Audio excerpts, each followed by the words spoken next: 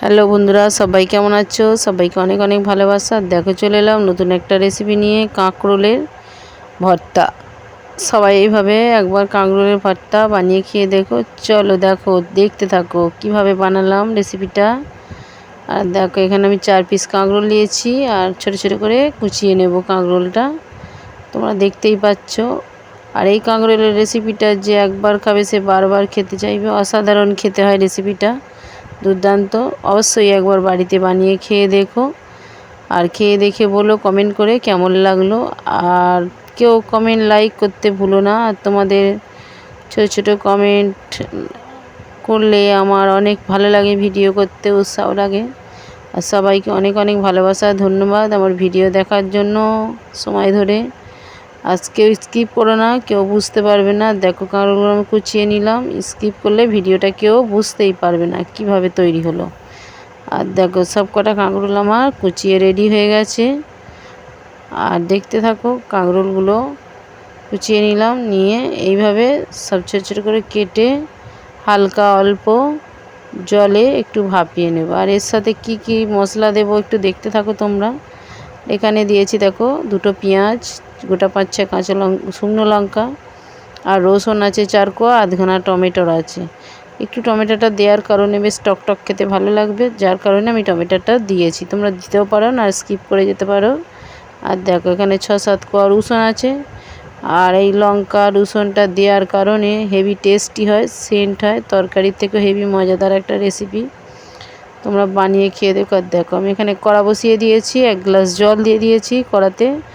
দেওয়ার পরে এখানে আমি কাঁকরোলগুলো কিছুক্ষণ ভাপিয়ে নেব, দেখতে পাচ্ছ। আর এই কাঁকরোলটা কিছুক্ষণ ভাপিয়ে নেওয়ার পরের জন্য ভাজাটা তাড়াতাড়ি হয়ে যাবে, যেহেতু আমি একটু ভাপিয়ে নিয়েছি, সিদ্ধটা হয়ে গেছে। আর ভাজার সময় অল্প সময়ে ভাজাটা আমার রেডি হয়ে যাবে। আর দেখো এখানে তেল দিয়ে দিয়েছি। দেওয়ার পর এখানে আমি কড়াতে দিয়ে দেব সেই শুকনো লঙ্কাগুলো আর রসুন কোয়াগুলো দিয়ে আমি একটু ভালো করে নাড়াচাড়া করে ভেজে নেব। তোমরা কে কোথা থেকে দেখছো, অনেক অনেক ভালোবাসা আমার ভিডিও দেখার জন্য। আর ছোট্ট কমেন্ট করো বন্ধুরা, কমেন্ট করলে ভিডিও করতে ভালো লাগে পড়ে।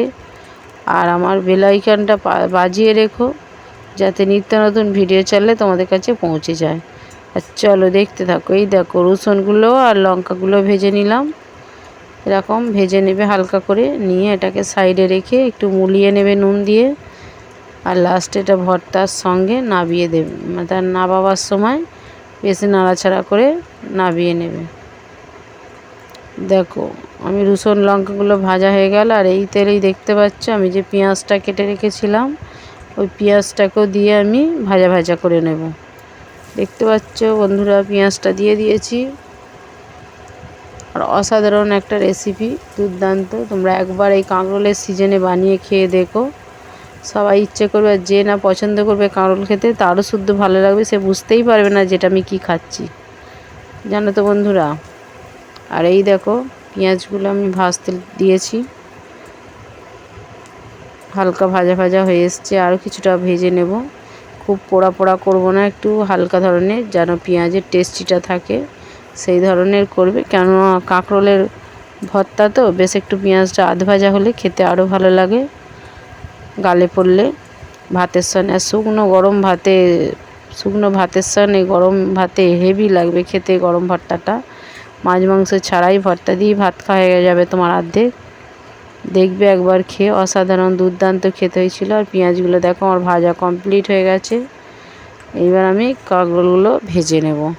চলো তোমরা দেখতে থাকো কিভাবে কাঁকরোলের রেসিপিটা দিলাম। আর এখানে দেখো আমি 2-4টে কালো জিরে দিয়ে দিলাম তেলের ওপরে, দিয়ে এবার কাঁকরোলগুলো দিয়ে দেবো। যেহেতু কাঁকরোলগুলো আমার একটু সেদ্ধ করা আছে হালকা, তাহলে আমার ভাজতে তাড়াতাড়ি হয়ে যাবে ভাজাটা।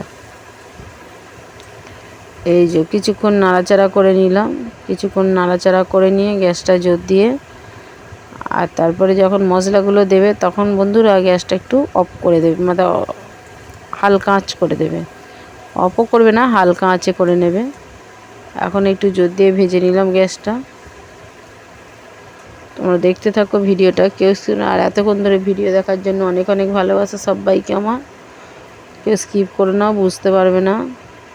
দেখো কিছুটা হলুদ দিয়ে দিলাম, হলুদ দিয়ে বেশ করে ভালো করে নাড়াচাড়া করে নেব। নেওয়ার পরে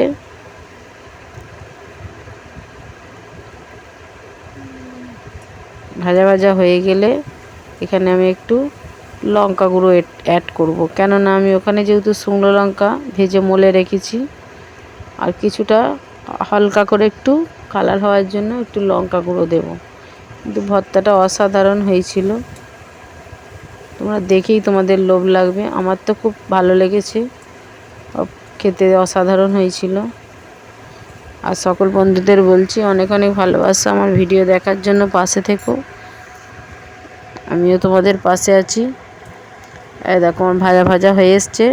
আর এখানে কাঁকড়গুলো দেখো বন্ধুরা কিন্তু এরকম গোটা গোটা থাকবে না, আমি একটু ম্যাশ করে নেবো। এই যে নুনটা দিলাম, নুনটা দেওয়ার কারণে আরও নরম হয়ে যাবে ভাজতে ভাজতে।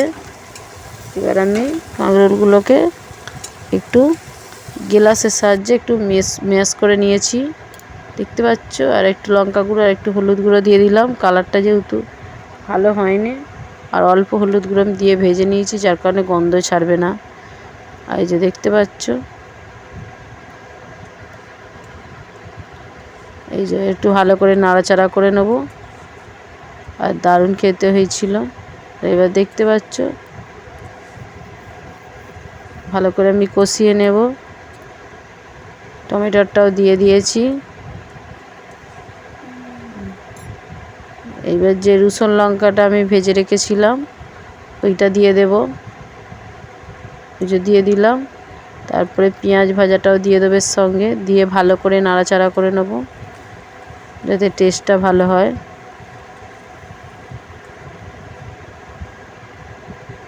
দেখতেই পাচ্ছ তোমরা, রসুনটা লঙ্কা গুঁড়োগুলো দিয়ে দিলাম ভাজাটা। এবার পেঁয়াজগুলোর সাথে দিয়ে দেব, দেখো। আর একটু নাড়াচাড়া করে নিই। এইভাবে যতটা নাড়াচাড়া করবে স্বাদটাও বেশি হবে আর খেতেও ভালো লাগবে। এই যে পেঁয়াজ ভাজাটা আমি দিয়ে দিলাম, দিয়ে আর একটু নাড়াচাড়া করে নেব। আর বন্ধুরা একটু সামান্য লাস্টে চিনি দেবে স্বাদটা ব্যালেন্স করার জন্য, না দিলে এর টেস্টটাই বুঝতে পারবে না। খুব সুন্দর হয়েছিল, এইভাবে একবার ভর্তা বানিয়ে খেয়েও দুর্দান্ত খেতে লাগে। এই দেখো একটু চিনি দিয়ে দিলাম সামান্য একটু নামাবার সময়। দেখো আমার ভর্তাটা রেডি হয়ে গেছে। চলো তোমাদের কাছে সার্ভ করে দেখাচ্ছি। ভর্তাটা আমার কমপ্লিট। দেখতে পাচ্ছ কতটা লোভনীয় হয়েছিল না দেখতে বা খেতে, দেখলেই জিভে জল আসছে।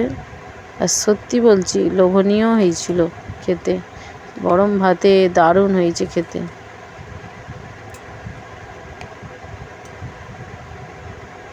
দেখো দেখতে পাচ্ছ কতটা লোভনীয় হয়েছে ভর্তাটা, অসাধারণ। একবার বানিয়ে খেয়ে দেখো, দুর্দান্ত খেতে হয়েছিল। সবাই ভালো থেকো, সুস্থ থেকো বন্ধুরা।